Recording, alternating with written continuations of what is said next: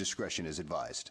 Hello, everybody, and welcome to another edition of Reading the Ring, our wrestling book club. My name is Xavier. I'm the creator, I guess, and co-host of the New to Wrestling podcast. If you are unaware, if you're not coming here from there, it is a podcast that I host with my best friend Kelsey. She is new. She is the new and new to wrestling, and I do my damnedest to make wrestling make sense to her. We have a good time over there, so if you've never checked it out, please do. But in conjunction with that show, we do a wrestling book club. So two of my great loves are professional wrestling and reading. If I I'm in my room now, but if I had to describe it for you, my room is like I want to say at least like 40% bookshelf. So, um, I love it. It's something that I tend to gab about anyway. So I figure why not bring you all along? So if you are here from last time, we read Do a Power Bomb, which is a graphic novel. Fantastic, but we're going in a completely different kind of ball game here, in that we are doing Becky Lynch, the man, not your average girl. And so far, I'm thoroughly enjoying it. It just reads like a conversation. I honestly reads very similarly to um her interviews like in podcasts and things that I've seen previously. So this book kind of course is going to tell her life story from starting out in Ireland, where there were no wrestling schools at first, and very few women doing what she was doing, and kind of how she evolves into what we know as the man, big time backs, Becky Two Belts. But yeah, so this book is separated into three seasons. I will go into them right now for you. It's season one, The Growing Years. It is season two, The Wander Years, and season three, Welcome to the Big Time. These aren't exactly equal sections. The first season and the second season look roughly about 100 pages. But the last one, season three, looks like it is closer to 200-ish or 150. So, relatively the same. But I figure if the book is separated that way, let's do it that way.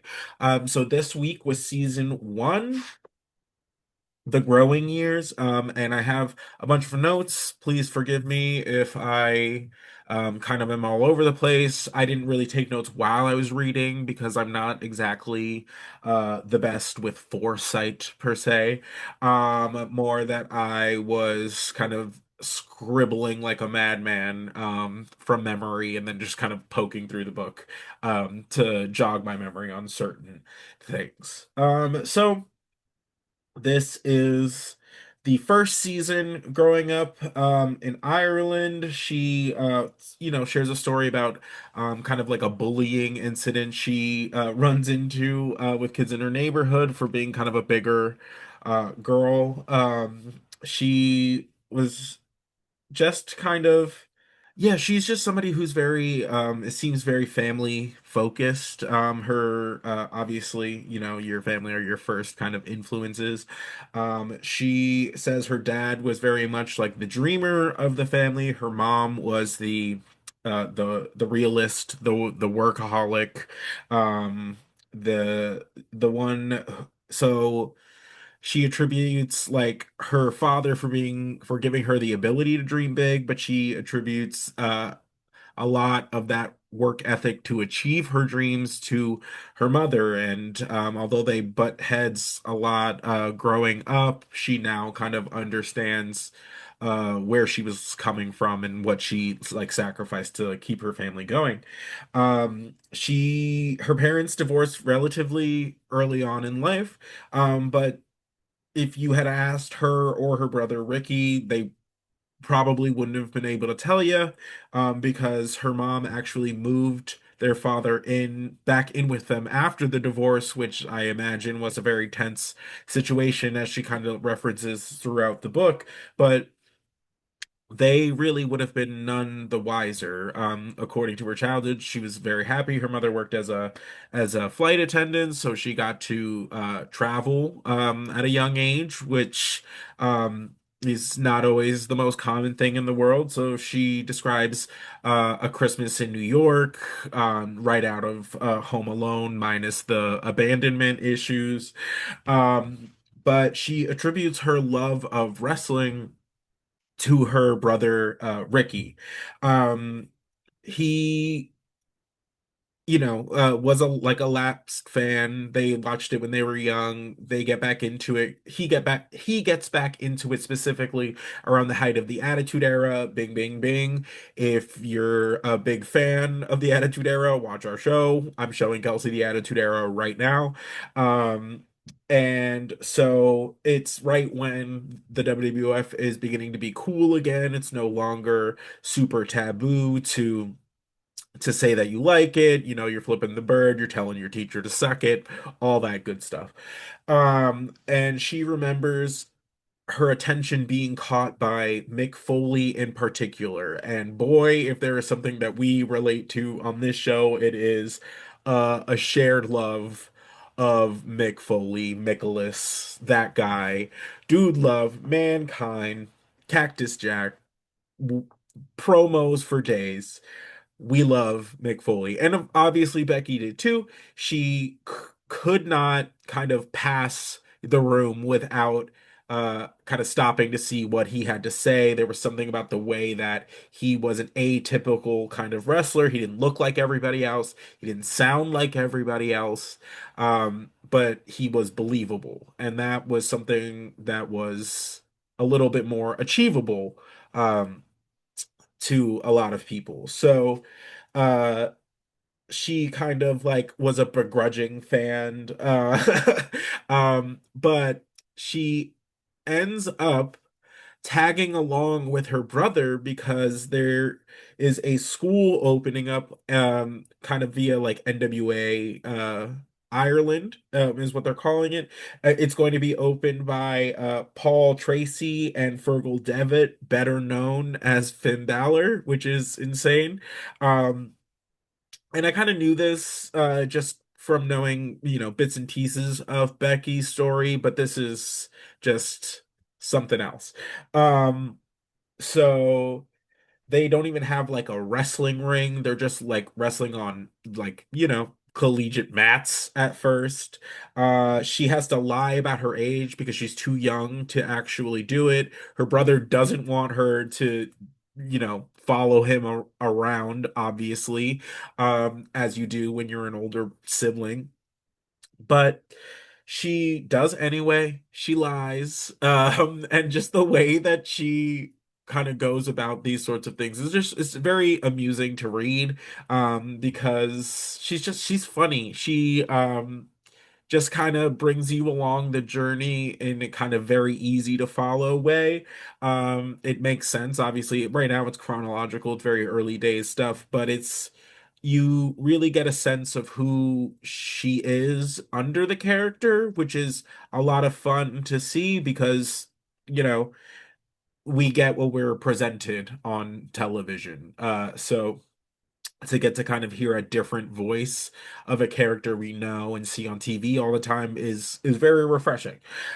So she follows her brother. She lies about her age. She loves it. She keeps going back. She tells her mother she's doing like taekwondo, as like an excuse to like get in better shape. Of course, that gets absolutely foiled when she shows up at home and neglects to cover up the ring rope bruises on her back. Because if you've ever heard wrestlers talk about running the ropes, it hurts. So your body's not used to it, and so it leaves a lot of marks. So her mom found out. She kind of some way, somehow, like talks her into it by basically kind of like ensuring her that it's like it's not a serious thing. Like it's just to like keep me in shape, and it's something that's interesting. Of course, her mother is, she's gonna worry. She's a mother. She doesn't want her to get hurt. This kind of sets up a lot of what is going to be their kind of future clashes as just kind of, a mother being a mother and uh Becky not wanting wanting to rebel, wanting to do her own thing, wanting to make her own mistakes. Um so we flash forward to when they have their first show, and Becky doesn't get booked on the show, not because she didn't put in the effort. She very much so did, and she was improving like week over week, but there weren't any other females to compete with at this time. And back then it was a lot less kosher um, as far as intergender matches go. So they didn't have anybody. So she actually had to debut as a valet or like a manager to her brother, which I'm sure she alludes to, him being absolutely thrilled by that fact also. Um, which is, hey, you do what you got to do when you're an older sibling. You may bitch and moan about it, but you're always gonna let him tag along, aren't you? It's just how it goes. So, she starts getting her foot like out there. She starts getting, sorry, her face out there. I guess her foot also. Um, she starts getting her face out there. She starts, she has her first match. Um, she has these kind of just along the way as she's an independent wrestler in Ireland, and there aren't a ton of women who are doing what she's doing, so she ends up in a lot of like intergender tag matches and just she's doing what she can to just get out there and get the experience. She's still loving it.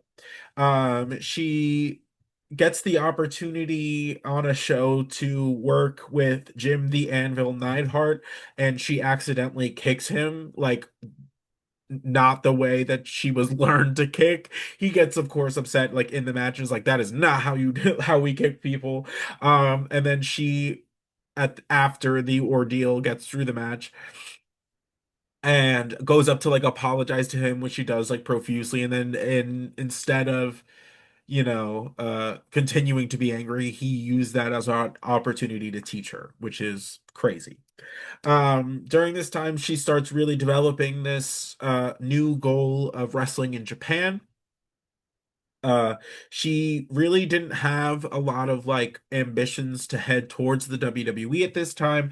You got to remember during the time that she is training and learning to wrestle, she is seeing on the WWE programming that it is just, your bra and panties, your mud wrestling, your beauty pageants. Essentially, it's just not something that she wanted to subscribe to. She wanted to be taken seriously as a wrestler. That's what she was going for, and that's kind of like what her kind of North Star was, just not trying to do all of that. Of course, she gets the opportunity to go to Japan. She obviously takes it. During this time, her and Fergal start dating, which is I did not know about. Hey, you know, when you're in the game and you're around somebody all the time, it seems pretty natural that that would happen. So uh she goes to Japan. She's set up to be like a huge star by this promoter, like former wrestler Shima, and she's like really starts like kind of sipping her own Kool-Aid a little bit. So much so that she kind of gets herself into these like situations where she did like she gets offered to be like promoted by this one agency, and instead of kind of being loyal to Shima, who had like brought her in and kind of presented her as a star, she kind of went with the agency and ends up doing all these kind of like questionable photo shoots, questionable in that like it's not something she wanted to do, not that they were questionable, I guess generally. Um so, one ends up in a like an adult magazine, and she's just like, this is not it. If my mother ever finds out about this, she is gonna send me to the Catholicest hell. So she kind of like leaves Japan feeling a little bit like dejected because she realizes that, all of the initial kind of like main event kind of status and stuff was not just of her own accord. It was a team effort by the people who were promoting her. So she kind of just like goes through and she feels a little bit like soured on the experience. During this time, she kind of her career starts taking like somewhat of like a downward turn as far as there's, fewer and fewer bookings. The momentum isn't quite there the way that it was. She at this time starts like really focusing on her appearance and starts training to be like a bot in a bodybuilding competition. So she kind of goes from being this person, being like, yeah, being this person that like didn't want to be judged on her appearance to kind of literally putting herself in a competition to be judged by her appearance. And there's a lot of kind of, stuff you have to deal with when you make that kind of, flip-flop of a, something you said you'd never do, and now you're actively doing that.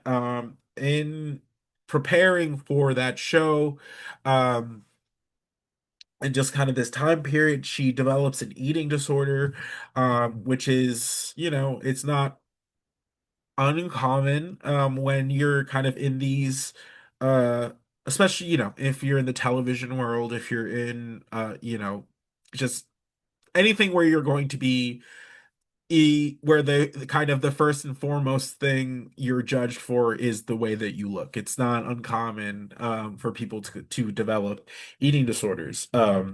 So she really struggles with that because while she's kind of wasting away physically, she's also trying to continue to wrestle, and it hurts more because there just isn't as much padding. And she's like really struggling with that. And she's wrestling less frequently. So she's, a little bit less calloused. So she kind of like is in this like weird, like, is this what I want to be doing? Or like, what like I don't know where to go from here. She kind of sets a new goal of going to Orlando because in Orlando that's where TNA wrestling was out of at this time, and they were doing very cool things. Um so and they generally kind of have a history of treating their women more presenting them more as the athletes that they are, and less kind of focused on appearance. So that was kind of the goal.